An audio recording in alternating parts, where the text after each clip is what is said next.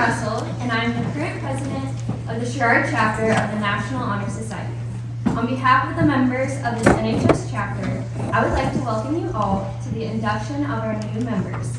We would like to thank the administration, board members, family, and friends of the honorees, and other special guests for participating in this memorable event. To begin our evening, please direct your attention to the podium, where NHS member Ellie Goebel will recite the Pledge of Allegiance. Please direct your attention to the American flag and recite the Pledge of Allegiance. I pledge allegiance to the flag. Good evening, everyone. How are we doing tonight?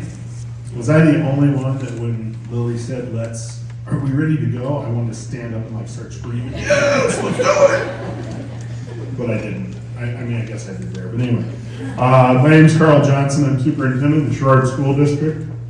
Proud to be here to address this gathering. National Honor Society students, family, and our impressive staff. I feel very privileged to be here, and I can't help but, I think it was the Groucho Marx line, any club that would have me, I wouldn't want to be a member, but let's be honest, I probably wasn't invited to join National Honor Society. That's probably why I'm so impressed by all of these kids on a daily basis. I get to see the great things they do every day, so it's pretty easy to smile in my job. I firmly believe these kids are going to be able to compete anywhere they go. And whatever they choose to do, they're going to do a great job. And I don't say that simply because I'm the superintendent. I say that because we have reminders of that every day of what our kids are doing after they leave Sherrard. They do great things. When I discuss my goals for the schools, I think about kids like this, and I want to emphasize to continue the traditions such as this, making sure that there's a group for everyone, no matter what your interests are, that there's something you feel you belong to in the Sherrard School District. One of the tenets of a service organization is to give selflessly. Work hard and give of yourself without asking, what's in it for me? Growing up the son of farmers on both sides of my family, hard work was expected. I'll quote Grandpa Jack and say, always do a little more than you were asked, and you'll always be asked back. Today I had the good fortune of having a cup of coffee with my mom, and she gave me something that a former history teacher like me would really appreciate, a newspaper article from November 1941. Unfortunately, that caused me to rewrite my whole speech for tonight because the article was an interview with Grandpa Jack, who had just been discharged from the Army and returned home to Mercer County. For those of you history buffs, you know the next part of the story. Jack Hughes was home for probably about a month before Pearl Harbor was bombed. He was discharged from the peacetime Army because he was too old. He turned 30 years old, left Hawaii, and had come home. Suddenly, guess what? He wasn't too old to be in the Army anymore and ended up serving until 1946. Service to others was something he was very proud of, never complained about missing the birth of his daughter, my mom. But again, service to others without expecting anything for yourself is something we all need to look for. I wrote my doctoral dissertation on comparisons between the generations, so I know a little bit about that, and this is not, regardless of what anyone will ever say, a selfish generation. You do always think of others, and I'm impressed by that. Thank you guys from me for how welcoming you've been as a community. Welcomed me once as a student. I was part of the Winola crew that came over as a junior. Tough transition, but very, very welcoming community. Proud to call this Sherrard community home. Every day, I was just talking every day, something happens that makes me smile. Usually it's the kids and the staff that are doing great things. And so again, it makes it a very easy job in some ways. Maybe not those snow day calls, but other than that, it's pretty cool. Finally, I want to take one more opportunity to recognize the exceptionally talented students who've made this night possible. I know many of your families personally.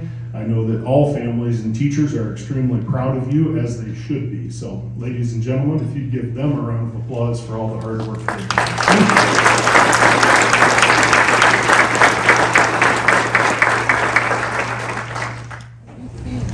Hello, my name is Mr. Tom Thompson. As a Sherrard High School NHS Chapter Advisor, along with Mr. Lucas Fritsch and Mrs. Gagliardo, I'd like to welcome all of you to the 2024 Induction Ceremony of the Sherrard High School chapter of the National Honor Society. Our chapter originated in 1961 to recognize local high school students who have demonstrated excellence in the areas of scholarship, service, leadership, and character. We currently have 41 members in our chapter. Tonight, we will add to our rolls by inducting 23 sophomores and 2 juniors into our NHS chapter. Next, Ms. Lillian Russell, our current NHS chapter president, will offer an update about chapter activities this year.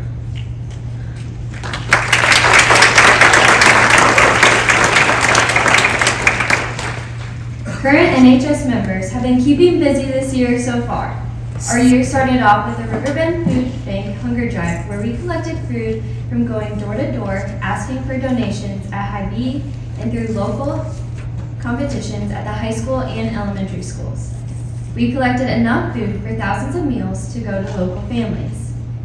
We've also done continuous work with our school's resource office called the Tiger Closet.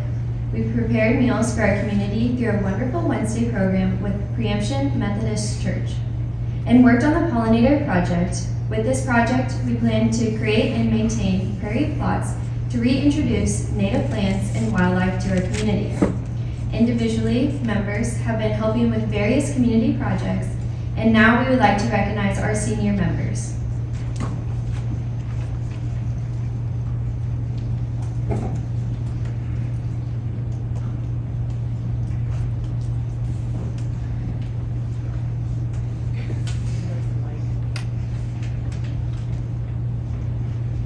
This year's seniors are an extremely industrious group that have accomplished exceptional work through our various volunteer opportunities. The seniors have stepped up all throughout the year to maintain and enhance our pollinator plot. In addition to this, the seniors played a significant role in creating an extremely successful hunger drive through all their voluntary actions. Their dedication and willingness to help is truly appreciated, and their actions will be long remembered. Would all NHS seniors please stand and be recognized?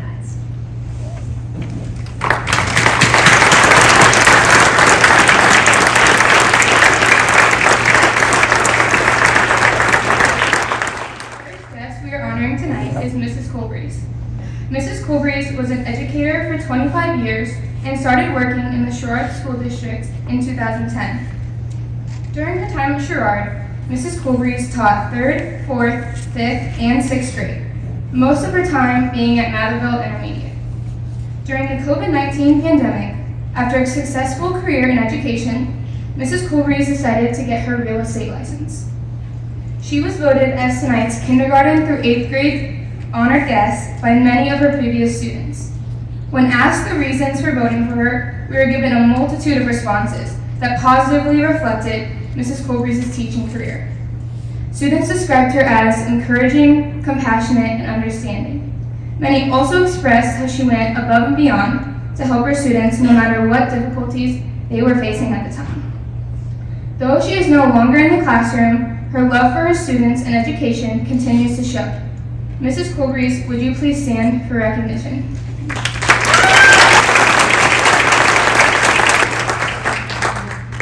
Our second guest we are honoring tonight is Mr. Ruggles. Mr. Ruggles has been teaching for 27 years, with the last 21 years being here at Sherrard High School. He was voted tonight as our honored high school guest by many of his students who replied that he's often remembered for holding high standards for all of his students and truly pushing them to become better people, both academically and personally. When asked his favorite part about teaching, Mr. Ruggles replied to the students. He values getting to know each one on a more personal level and enjoys working together with them in order to best prepare them for success after graduation. Mr. Ruggles, can you please stand?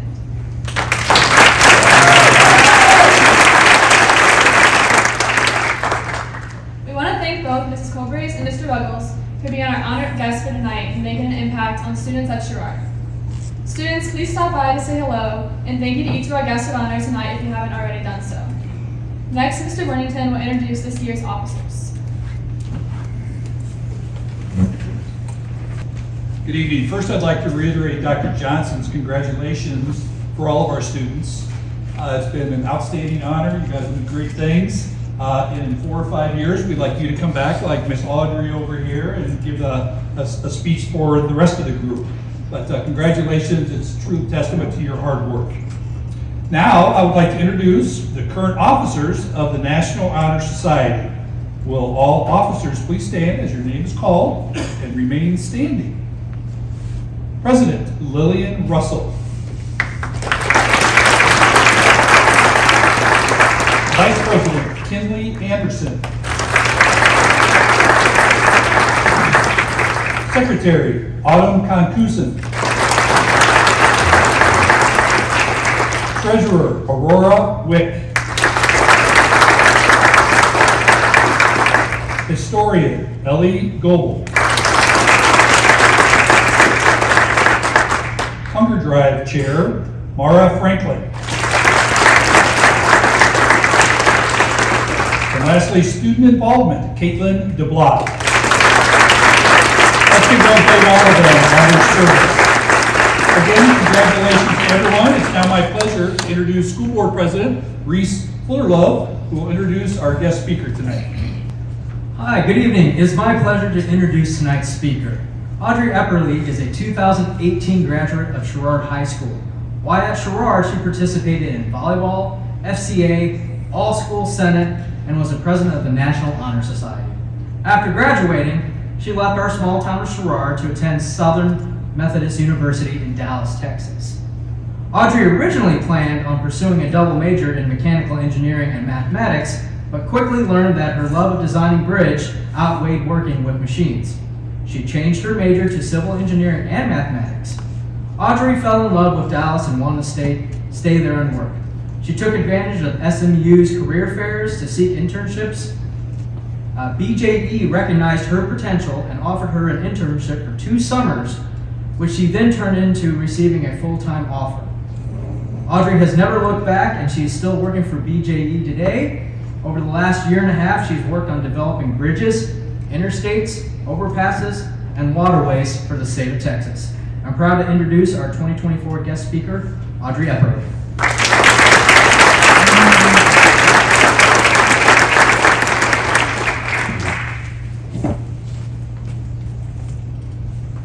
Thank you for that kind introduction, Mr. Fullerlove.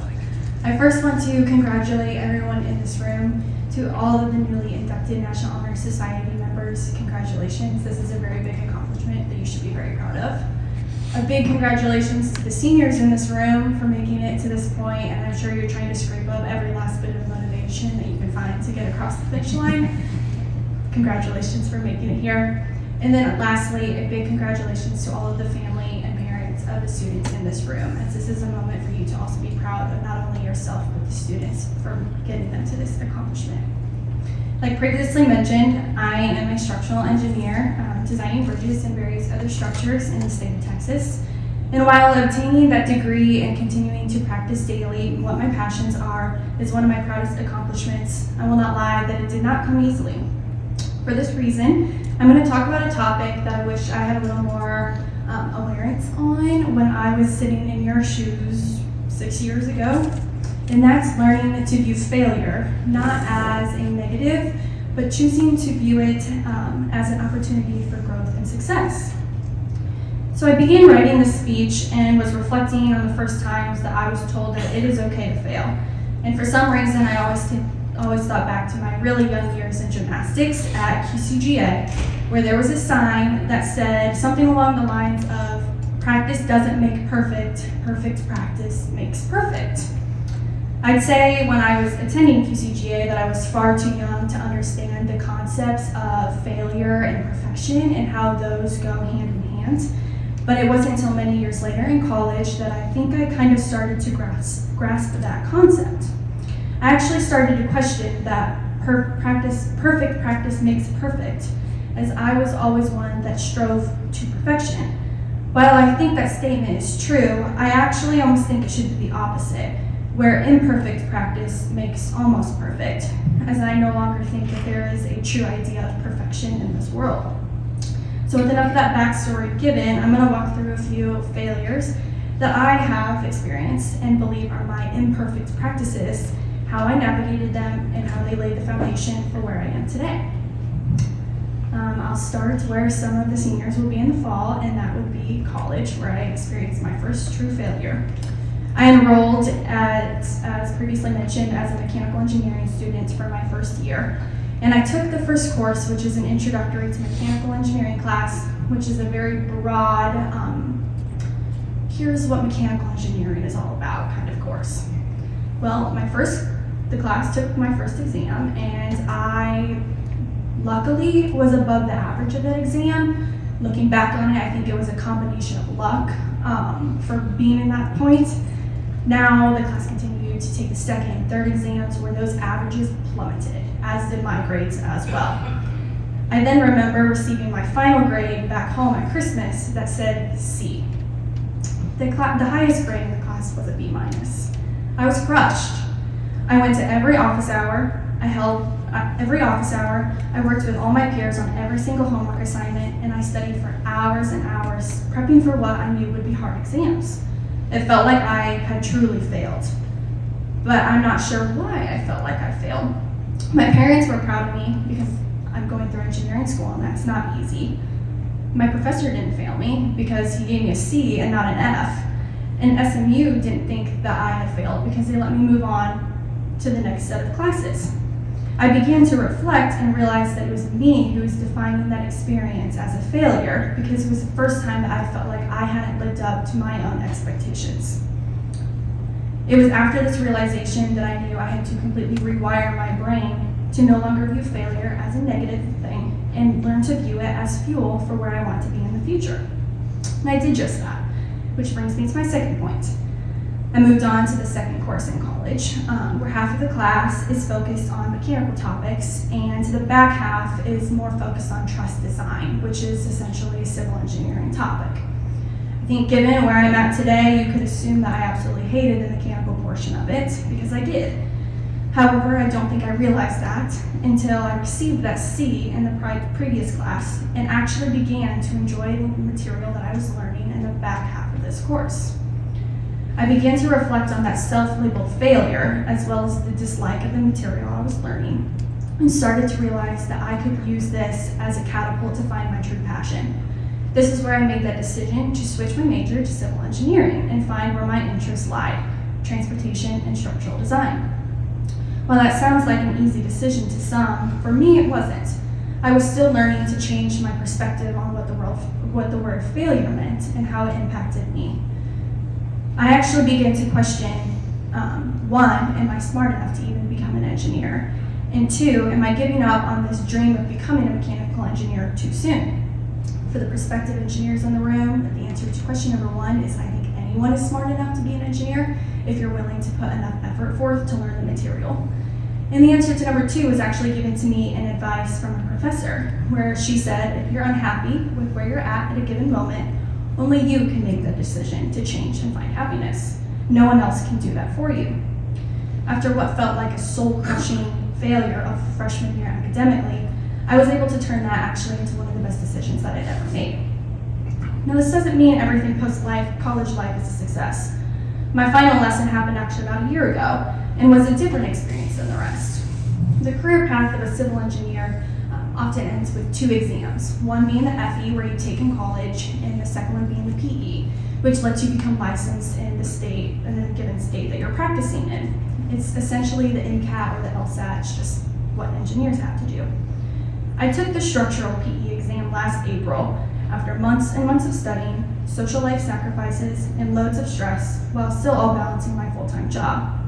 I walked into that exam trying to hold on to every bit of confidence that I could, believing that my education, career, and studies gave me the material that I needed to succeed, all while knowing the pass rates for the exam is below 50%. Well, I stand here today telling you I failed.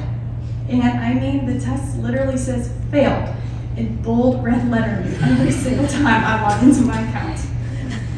Now, this was a different kind of failure, knowing I had put my heart and soul into this exam, for it to not pay off and ultimately have to do it all again because my career path does depend on it. I threw myself a pity party for a few moments, as I think everyone should, and then told myself that this doesn't define me or my career. The pass rate is low, but it is not impossible because people do it every day. I just need a little more time. Now, I don't say all of this to scare you about what is to come. I see this as something I wish I had more awareness on. It's okay to fail. Everyone's going to fail at something at some point in their life. We're all human. Some just happen sooner than others. I continue to fail often, especially at work. I'll make a minor miscalculation, I assume something wrong, or I still misuse affect and effect in a sentence. I don't know the difference. However, each miscalculation, wrong assumption, or failed test occurs allows me to expand my knowledge, so eventually I will no longer make those mistakes. That's where I believe that imperfect practice makes perfect, comes out in practice. My boss is also over halfway through his career and still makes mistakes, but he continues to prove that mistakes are good and that we are privileged to be able to continue to learn from them. The moment that you're able to view failure as an opportunity for growth and continue learning is the moment that you'll be on the road to success. Don't be afraid of failure, embrace it, and remember, it doesn't define you, where you are, or where you are currently in life. Change your perspective, keep your head up, and continue to work hard. Don't let failure dim the light on the success that you've already had in high school and the success that's going to come soon in life. It was my honor to be able to stand up here and share a little bit of my story and the lessons that I have learned on it with all of y'all. I wish you all nothing but the best, and I hope everything is better than you could ever imagine. Thank you. I just gotta say, that was an amazing speech, Audrey. Thank you. So now I'm gonna start the candle lighting ceremony, and I'll attempt to get the match going, because I didn't have the best of luck.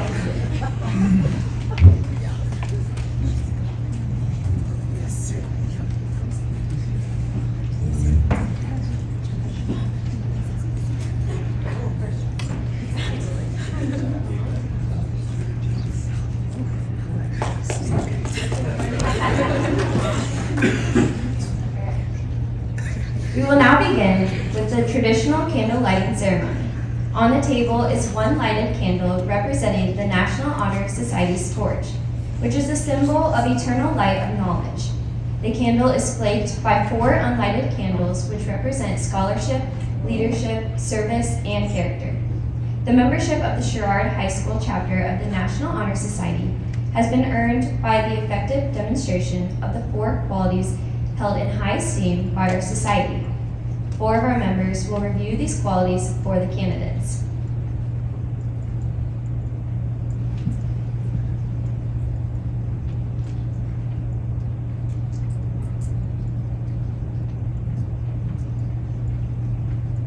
Scholarship means a commitment to learning. A student is willing to spend hours in reading and studying, knowing the lasting benefits of a cultivated mind.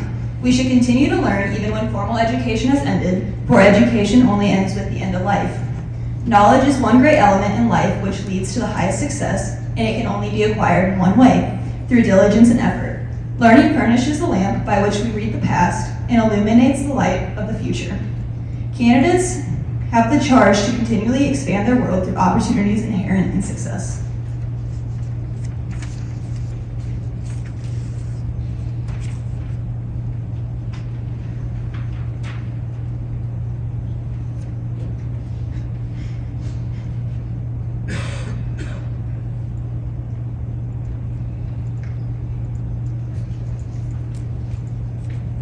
My office is service. Service can be described in various ways. In the routine of the day's work, many opportunities arise to help others. Willingness to work for the benefit of those in need, without monetary compensation or without recognition, is the quality we seek in our membership. We are committed to the idea of volunteering our time and abilities to the creation of a better tomorrow.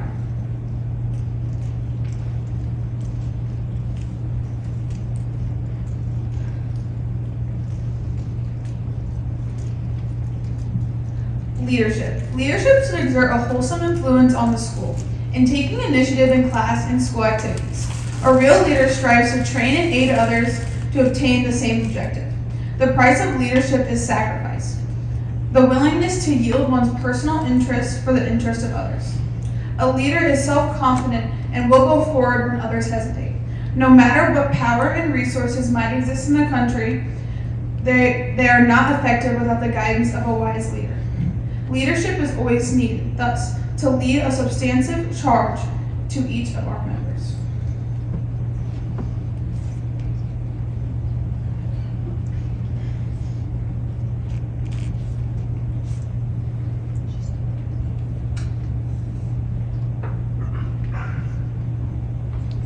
Character. Character is the force within each individual which distinguishes that person from others.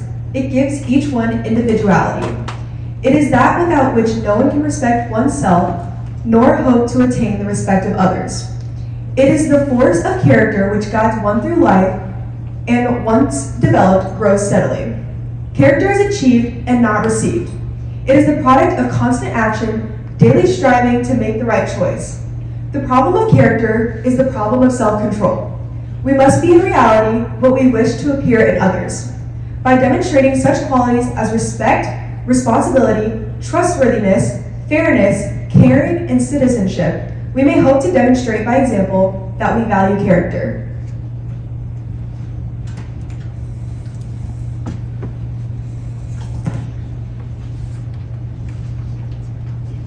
I will now have the candidates rise and repeat the pledge after me, and I will pause after every line.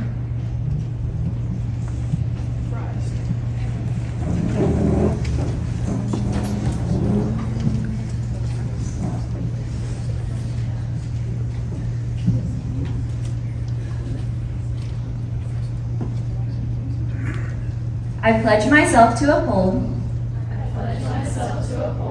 the high purposes of the National Honor Society, to which I have been selected. I will be true to the principles for which it stands. I will be loyal to my school and will maintain and encourage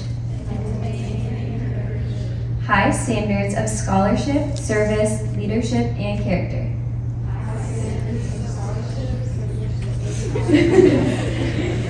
Good job. You guys can be seated now.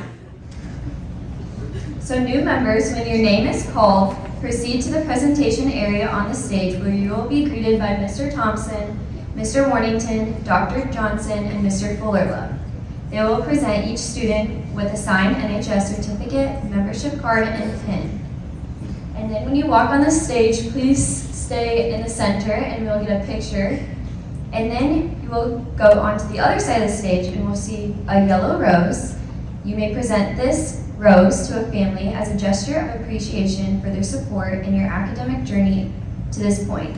Then return to this right side of the stage when you're done and remain there until everyone has been inducted and photos have been taken. And audience, please hold your applause until the last member has joined the others in front of the stage. Grace Boner.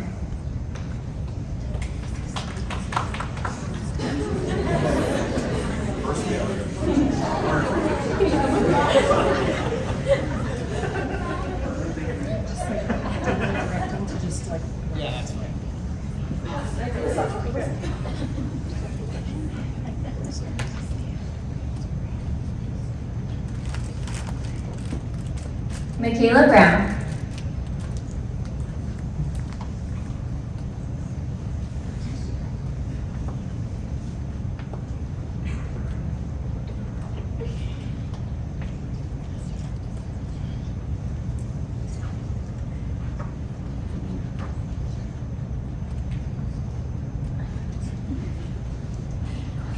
David Browning.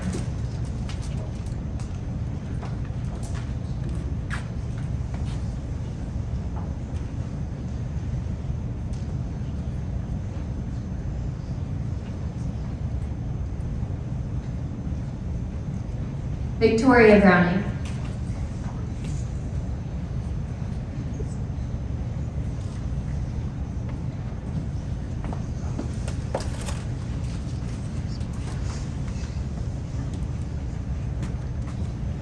Ryan Butts.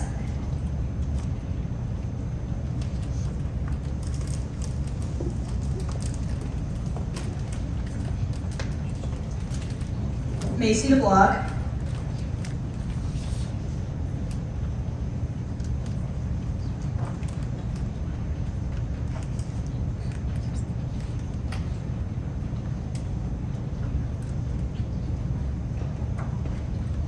Eliza Dominique,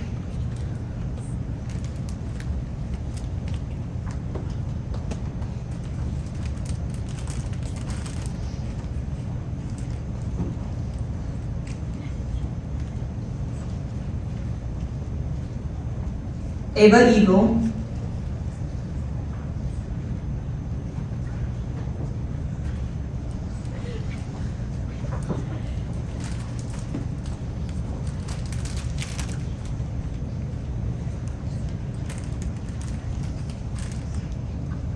Adeline Ellsbury,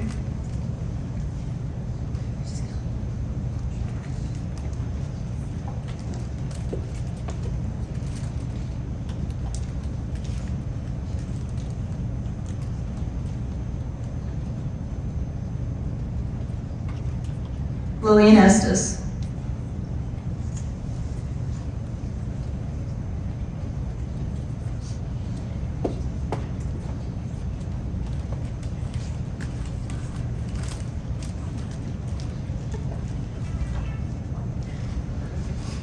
Lacey Gardner.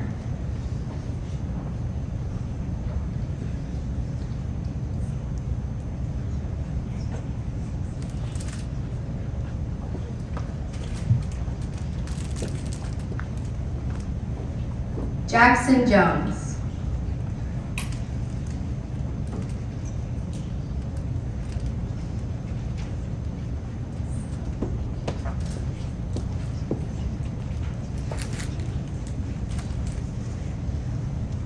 Addison Lawson.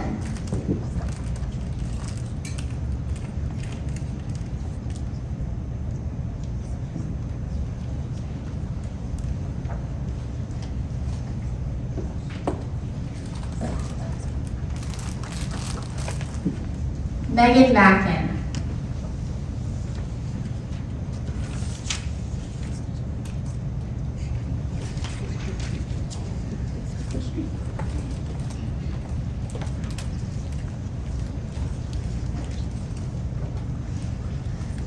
Jasmine McCrae.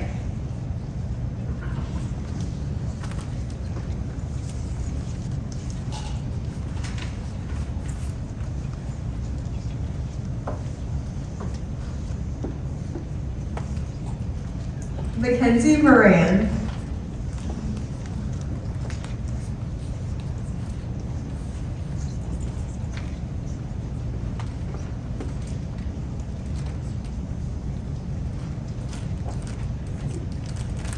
Quinn O'Donnell,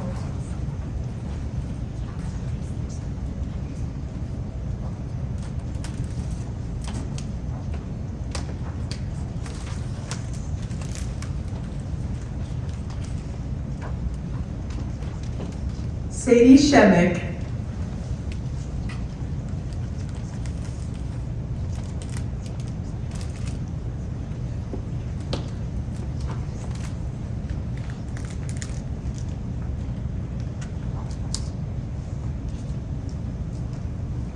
Kennedy Schillinger,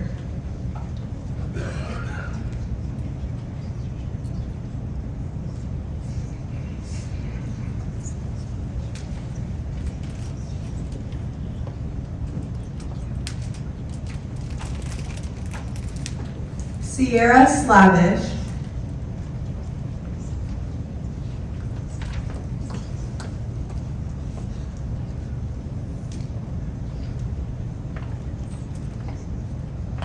Samuel Seckle,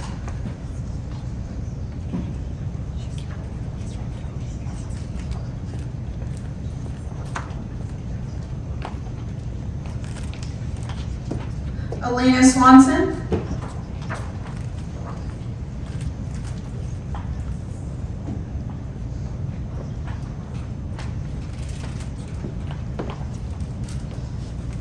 Olivia Speck,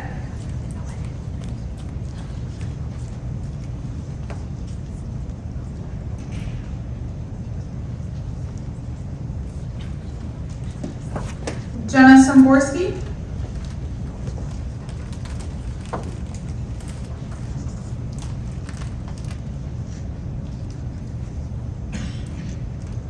and Grace Tucker.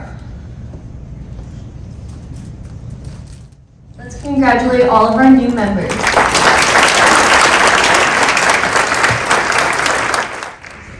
Thank you all for coming this evening. Students, please remain at the front for group pictures. You are all welcome to take more pictures of your student and NHS members up here at the NHS table or at the NHS banner nearby. Thank you all. Good night.